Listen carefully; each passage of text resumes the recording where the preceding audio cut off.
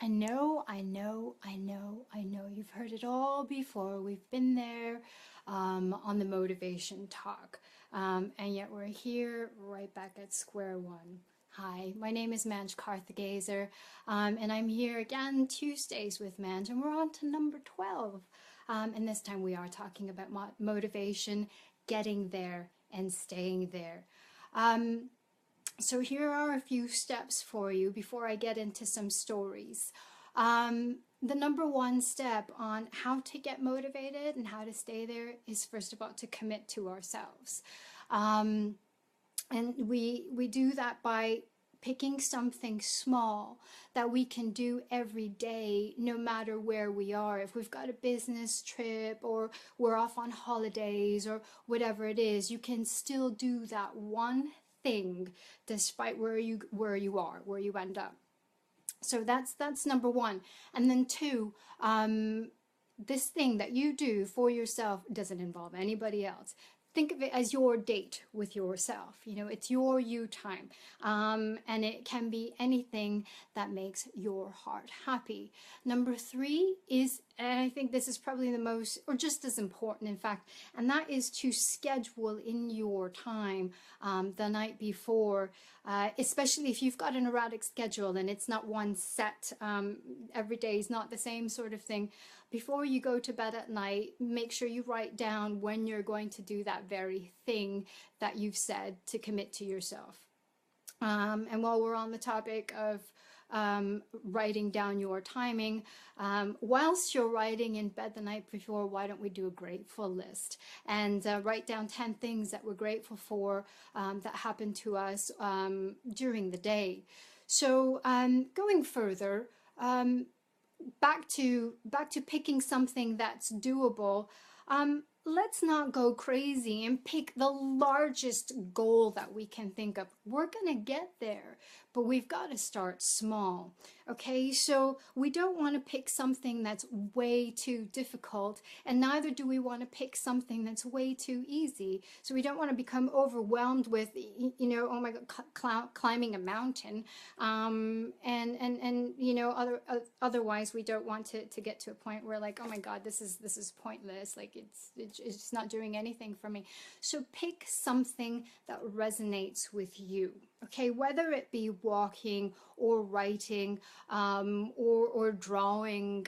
Remember, all these things that I've just mentioned don't require anything extra of you, or barely anything. A pair of trainers, a paper and a pencil. Build something, you know, go to a kid's store and buy some Play-Doh, and, you know, make it your deal with yourself just to play with Play-Doh every day. How fun is that, right? That's actually a great idea, to go into a children's store and build. You know, that's something, again, that you can carry with you anywhere. You can remain committed to yourself. So the point is, it's not what you do, it's that you do it that's for your betterment. Remember, the point is to stay committed, and I'm going to sound like a broken record saying that over and over again, I promise you. Now, a personal experience of mine that I can tell you, that, you know, when, especially with the quote that I've just said, it's not what you do, it's that you do it, that counts, is that when you commit to yourself and when you stick to one thing, it leads to the next really organically, quite naturally.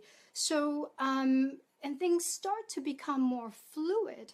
You know, one thing leads to the next. All of a sudden, you're setting goals for yourself, which you said you'd never do. Like, oh my God, I'm not a goal setter. It's just not me.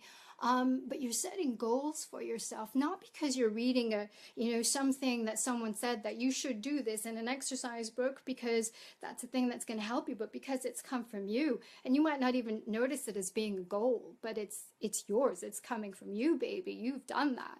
So that starts to happen, but not until later on. So you be patient with yourselves.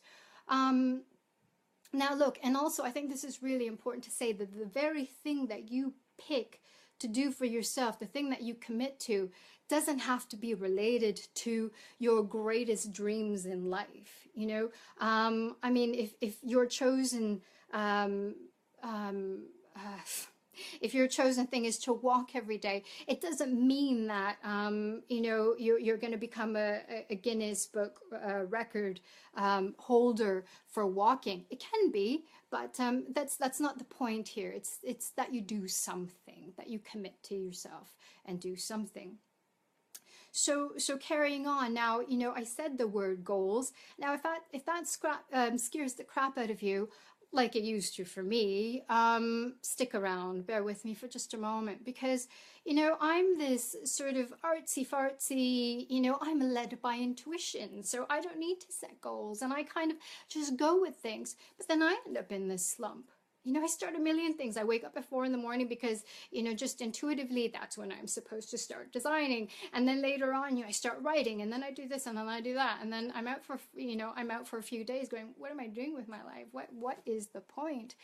So let's start, like, if there's a curve that goes like that, motivation, and then just flat out, let's kind of come into the middle by first of all committing to ourselves. And then, like I was saying, what happens organically is that naturally is that you start setting your goals, and you start moving into the next thing that works best for you. So look, and I want to reiterate that let us start small. Let us start slowly, okay? One day at a time. If the idea of, having seen, like, if you've ever seen, let's do this for 30 days or 21 days or whatever, if that scares you, like it did for me for a long time, I know I sat with, like, well, what if I can't do it? What if something gets in the way? And so many what ifs just negated the whole thing, and I never got anywhere. Right? So if the idea of doing something for 30 days for a set amount of period scares the heck out of you, let's not think of it that way. Let's just think about one day at a time, just about today. If you're watching this now, or, with a replay, whatever, you can start that thing today. Remember, it's only got to be small. It's got to be something that you enjoy. Okay, I don't know that I said that before, but it does have to be something that you enjoy. Otherwise, what's the point of doing it every day, right? So you pick that one thing. Going one day at a time is so much less stressful, isn't it? All you have to do is focus here now, today. And once it's done, especially when you've scheduled it in at your time, it's like, oh my God, I did it, and I did it for me. Right? It's over. It's over. Even if it's the last thing that you do in your day, that's okay. It's all right. You've done it. And that's the most perfect thing. You've committed to yourself. You've stayed there. It's the most amazing feeling. Trust me. So now going forward, we do that activity. We commit to it. We do it one day at a time, until it becomes natural for us. And there's a lot of, like, there's a lot of text out there about, like, it takes 6 weeks to make a habit, or 21 days. I find that the number is decreased over the years from Stephen Covey to now, more so 21 or even 10 days. But look, I want, this is all about connecting with you. So I really want you to feel it out for yourself. Keep going. And I'll give you a few personal examples of my own that helped me get to today in my own way. Nobody's dictated to me how to do this. So let's go there. Let me tell you, a few years ago, I've been doing these sort of little challenges for myself for a while, and they work. They always work. But it's always been this, right? As I described before. So it was about 2 years ago that I did a water fast. So I was drinking mainly water or coffee or tea I set it out as 7 days. And then when I got to 7 days, I told myself, well, let's go for 10 days. We got to 10 days and I said, let's go for 14. Got to 14, let's do 21. Got to 21 and I said, let's do it. Let's go for 30 days. I'm committing myself to 30 days. And that was a huge feat for me because it started with, let's just get to 7.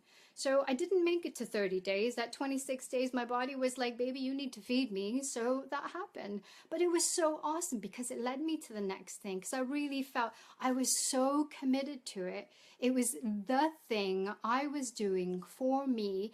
And quite naturally, the next thing that I started to do was walking. And I'd been sort of contemplating different forms of activity and exercise, whatever. But you know, out of that meditation, out of the water fasting came the walking. So every single morning, regardless of how I felt or regardless of what the weather was, when this is sort of winter going into spring in Slovakia, I was out walking, even if it was for 5 minutes, even if it was for 3 minutes, and I had really bad menstrual pain or something. I put my shoes on, I put my coat on, and I got out there. Which I did that for 3 or 4 months, out there every single morning, no matter what. And it was brilliant. It was absolutely brilliant. And I got to a place where, for me, if I didn't walk, there was no guilt. There was no guilt involved. So if that's what you're thinking of, how long do I actually do this? You know, it's really up to you. It's really listening to yourself. Okay, so you hear my information, you hear information from others, but I'm always going to come back to you. Listen to you. It's got to be there. So I went from the water fasting to the walking. And I've always been writing since I was very young. But I did get away from doing it as regularly as I had been. So I went from doing the walking, and then I got really busy, and I was up early mornings. We were doing the cookie business, and I got into meditation and stretching. That was my morning ritual. That was my everyday commitment to myself. And I was talking about writing. Eventually I got back into writing, but I started doing it more seriously just in this past July. And what that looked like was, Yura and I were going to do something in 21 days. And I was like, fantastic. I'm going to write every day leading up to this 21st day when we take this leap. Instead of counting down 21 days, I started at day 1 instead of 21. So day 1, writing, day 2, writing. That thing never happened, but actually I continued writing. And I got to 140 days before I was like, all right, kid, you've got this. You don't need to write down the days anymore. But you know what happened in that time? Is I wrote another children's book. It's written, nothing's happened with it. And the book I've done recently, which is how I finally got okay with my body.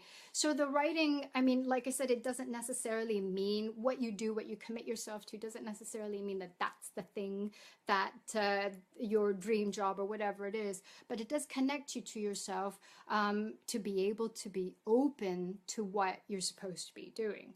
So that brings me to present moment, and I love to share this with you because this has been phenomenal for me. I'm still doing something for myself, which are these live videos. I'll talk about that last.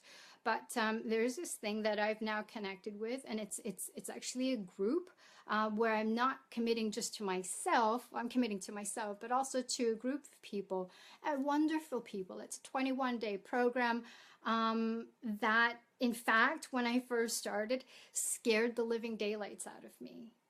I went to do my first assignment, and I couldn't. I absolutely couldn't. There was so much fear. I felt so vulnerable. I felt like I'm not right for this. This isn't for me. So I did what I normally do. I sat back, felt the fear, felt the vulnerability, felt it all, and was like, okay, you can do this, baby. Let's go. And boom, I banged it out, my first assignment. And I look back at that assignment, I think, my God, that it was mediocre. But every day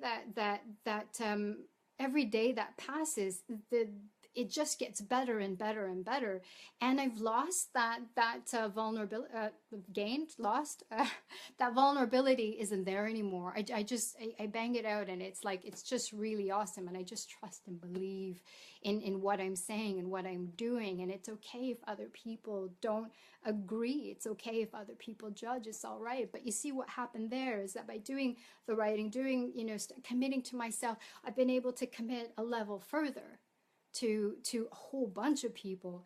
It's incredible beyond belief. I can't tell you, and I'm so grateful to all the women that are connected, that we're all connected together with.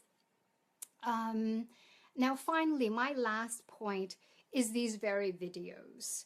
Tuesdays with Manj. We're on number 12. And I tell you, last week I was like, I'm done. I'm finished. I'm going to do number 12. How awesome. I committed to myself for 12 weeks. I've done 12 episodes and great, good. I don't have to do this anymore. You know, I never set out to do 12. I was thinking I'll do 10 and then stop. And, you know, last week, so I said this, that's it. I'm done. And then, you know, I was talking to some friends and, you know, we're talking about the live videos and I was like, you know, I had no idea why I was doing them. It was, you know, it's just something that I committed to. And, you know, by doing the videos, it took me to the 21-day program, mind you. So, you know, but what was a big deal for me is that when I was talking to my friends, I was like, I don't know why I'm doing them. You know, I just do them because I'm committing to myself and proving to myself that I can get on live and talk to you guys. And then my mind started to change, and saying that out loud, I don't know why, something really shifted. And it was so awesome. And I walked away from my friends and, you know, contemplated for the next few hours. And I was like, no way, kid. You're not stopping this. No way. I know why I'm doing this. And it relates back to this topic. It relates to everything I talk about.